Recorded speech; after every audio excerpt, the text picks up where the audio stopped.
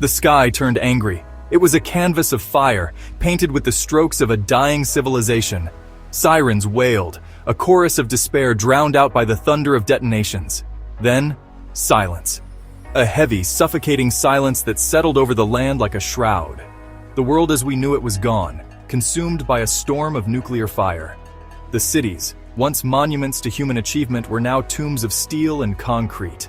Dust choked the air. The remnants of dreams turned to ash. Those who survived the initial blast emerged from whatever shelter they could find, blinking into a world forever changed. They were the inheritors of a wasteland, a testament to mankind's folly. This was not the end, not entirely. It was a new beginning, a harsh and unforgiving one. The survivors, haunted by the ghosts of the past, would have to fight to carve out a new existence from the ashes. Their will to live, the most primal of instincts, would be tested like never before. This was the dawn of the wasteland. Survival in the wasteland was a daily struggle.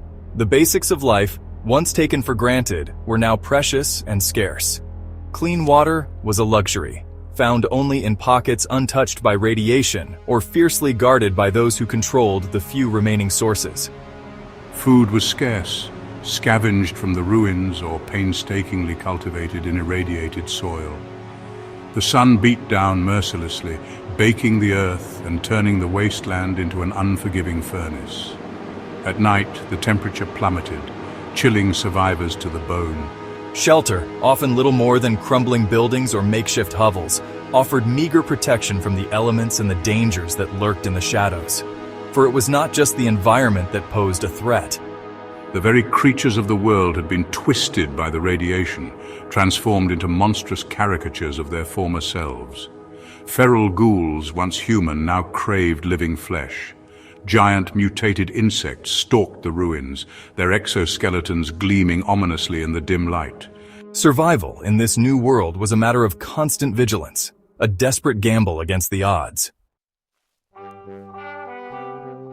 Yet even in this desolate landscape, humanity endured.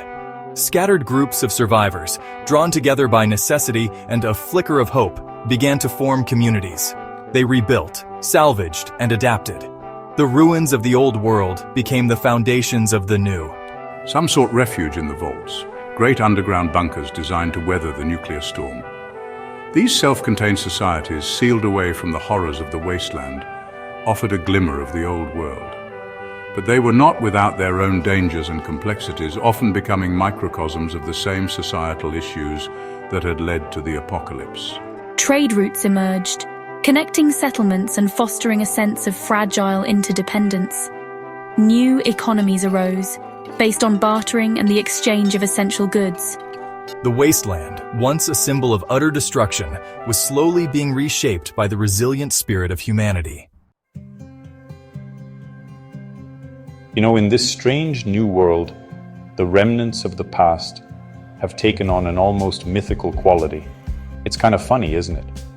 A pre-war bottle of Nuka-Cola, just a sugary drink from a bygone era, is now treated like a coveted treasure. And a working Pip-Boy, a marvel of pre-war technology, well, that's more valuable than gold. It provides its wearer with maps, data, and a connection to the world that once was. These relics, they're more than just objects, you know?